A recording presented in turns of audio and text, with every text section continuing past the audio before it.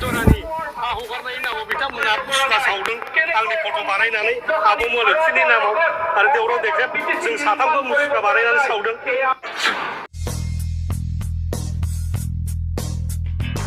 खुलुमबाय। इन्ट्र' भिडिअ'आव जायखौ नुदों नोंथांमोना बुजिखाबाय। मानगोनां बिपिएफनि इयुथनि दैदेनगिरि प्रहलाद आदा बिथांमोनखौ बै समाव जेब्ला प्रमद बर'आ सरखार सालायदोंमोन बे समावहाय बिथांमोना जेब्ला पर्बत जरायाव रायजो राजाफ्रा बिमा माहारिफ्रा गावनि मोनथायखौ मोननो थाखाय हा सिख' जानायनिफ्राय रैखा मोननो थाखाय जुजिदोंमोन। फुङावनो ओंखाम बोथिसे जानानै रानथाब खुथाब हासिब लायै लायै जुजिदोंमोन।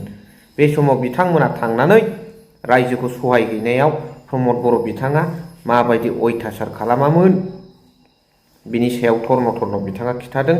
लोगोसे रोनगोरा नार्जारि बिथाङा जेब्ला दुलाराय बर' फरायसा आफादनि आफादगिरिमोन बे समावहाय एबसुआ एसटि मोनद' हारिनो एसटि होनायनि सायाव जेबादि बिथांमोना फोसाव बिलाइ आरो रादाय होदों बे रादायखौ लानानै बिथाङा मा बुंदों जे हाग्रामा महिलारि बिथां सारखौ बुंनायनि सिगां रोनगोरा नार्जारि बिथांखौ बुंग्रोनांगौ बे खोथाया दिनै फोरमान जाबाय।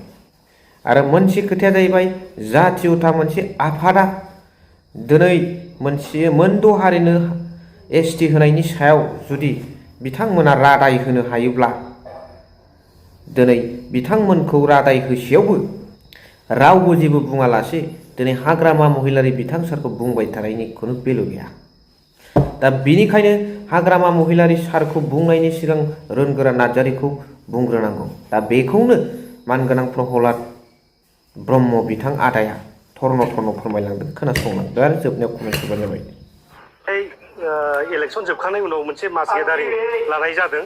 बेवहाय बिजेपिनि मदद लानानै खालामनाय जादों। खारन जोङो दा सरकारखौ मोननै दोलोजों दाबाय बिपिएफ आरो बिजेपि। दा ओंखायनो बे मोनसे जौथ' जयेन्ट माने मोनसे मास गेदारिं खुंनाय जादों। बिनि गेजेरजों बिटिसि इलेक्सनाव जेखौ जों कमिटमेन्ट होबोदोंमोन 5 गेरेन्टिस बेखौ जों आखरे मावनायनि थाखाय दिनै जे प्रस्तुतिफ्रा जाबाय बेखौ रायजोफोरनो फोरमायनो थाखाय खालामनाय जादों। आरो फैबाय थानाय बिसायख'थियाव जोङो खौसेयै बोरैहाय 15टा आसन देरहानो हायो बिनि थाखाय ब्लुप्रिन्ट खालामनाय माखासे हाबाफारिफ्रा जागासिनो दं। आरो निस्सय जों बिनि गेजेरजों फैबाय थानाय सरकारखौ जों दानो हागोन।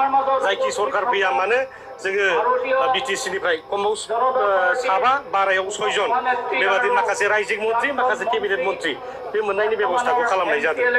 दा बे जोबोद दुखुनांथाव बाथ्रा। बे बिटिसि एसेम्ब्लिखौ गाग्लोबनाय नङा, बे जाबाय 35 लाख बिटिसिआव थानाय जनसाधारनफोरखौसो गाग्लोबनाय जादों। बे जाबाय मोनसे माने उग्रपन्थीफोर बादि ISI फोर बादि माबाफोर बादि माने हुजि सुजिफोर बादि दिनै माने फैनानै गाग्लोबनाय बे कार्जकलापखौ आं निन्दा होयो। आरो बेबादि आनपार्लामेन्टारि खामानिखौ मावनो नाङा।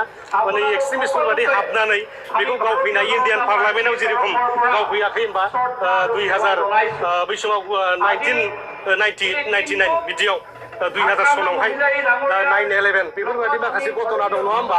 थिग बेबादिनो बिथांमोना फैनानै बुख्रुबनाय बे जोबोद दुखुनांथाव बाथ्रा। जे जिनिसखौ जोङो गोबां टेगनि गेजेरजों मोनदों, गोबां जोहोलावफोर जिउ बावनानै मोनदों। दा बेखौनो बेक्तिगत सार्थखौ हासिल खालामनो इउपिपिएल दोलोआ माखासे गुन्दा बाहिनी फाथायहरनानै दिनै बिदि गाग्लोबहोनाया दिनै साफ्रोमखौबो दुखु फोनांदों। बिटिसिनि रायजो राजाखौ दुखु फोनांदों। आन्दलना खालामनो हायो, जोंबो मोनसे समाव आन्दलनकारिमोन।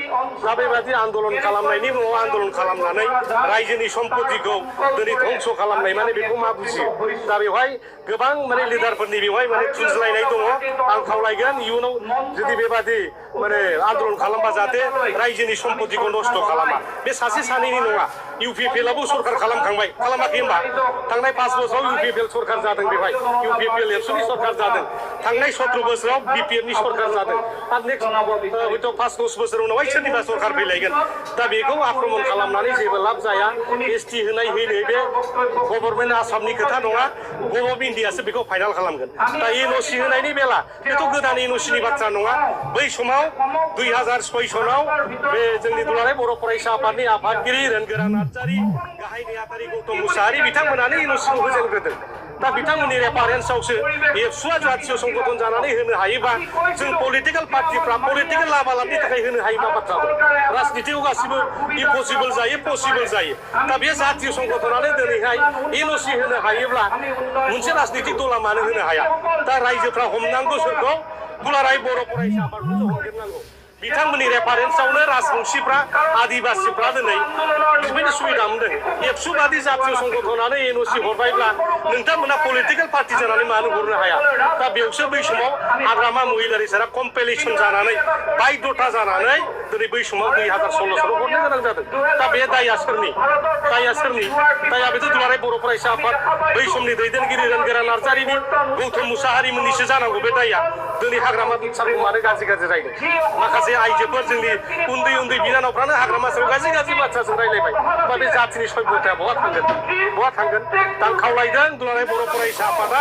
बेबादि मानसिफोरखौ थुनलायनाङा उन्दै गथ'फोरखौ आन्दलनाव बारसोम होनानै बेबादि गावबागाव माने जातीय सम्पतिफोरखौ जोंनि बे नेसनेल बे मोनसे एसेट्स बियो दा बे मन्दिरखौ सिफायोब्ला बयनिबो गोसोआव निस्सय दुखु मोनगोन बेथ' एबसुनि मोनसे हुदा बियो बयखौबो माने बेबादि एसे दाय मोनबाथाय दायथ' गैया समाल'सना खालामो आंखौबो पद्मजरानि हा हगारनायनि नामाव बिथांमोना बुस्थुवा सावदों आंनि फट' बानायनानै आब' मलथिनि नामाव आरो देवराव देख्रेब जों साथामबो मुसुखा बानायनानै सावदों थिग बेफोरबादिनो बिथांमोना गावसिनि पलिटिक्सखौ सारभाइभ खालामनो माबा मोनसे सरकार लाबोनाय नङा दे just to survive their political party they are doing such like माने आनपार्लामेन्टारि वार्कस बे दिनै बिथांमोना दिनै खालामगासिनो दङ रायजोफोरनि सेम्पाथि मोननोसो बे जेबो गैया बेहाय मोनो प्रमद बर'आबो गौतम मुसाहारि रोनगोरा नार्जारि जेब्लानाखि एबसुनि प्रेसिडेन्टमोन बेवहाय माने भाइस प्रेसिडेन्ट हिसाबै प्रमद बर'आबो दंमोन दंना गैया लरेन्स इस्लारिया जिल्ला एबसुनि गाहाय नेहाथारिमोन बै समावहाय होमबा बेनि दाया बै समनि दुलाराय बर' फरायसा आफादाव जायफोर नेताफोर दङ बे नेताफोरनि दिनैहाय हाग्रामा मुजिरखौ दाय होबा जाया स्तुका बानायनानै सावब्ला बेहाय दाया जोबा दा बै दायनिगिरिफोरखौसो रायजो राजाफ्रा दिनै बिसार खालामनांगौ एबसुआ मानो बे समाव हरजेनखो बिनि सायाव बिथांमोना तदन्त खालामनांगौ रायजो राजाफोरनि आदालताव बिसार जानांगौ आरो बे बिसारखौ रायजोफ्रा खालामनानै फैबाय थानाय जिथुनाखि एमएलए इलेक्सन बेवहाय बिथांमोना बिपिएफखौनो सापर्ट खालामनानै जोंखौ देरहा होफिनगोन जोंहा बेयाव बिश्वास दं रायजोफोरनि थेंक इउ भेरि माच फर वाचिं लाभ इउ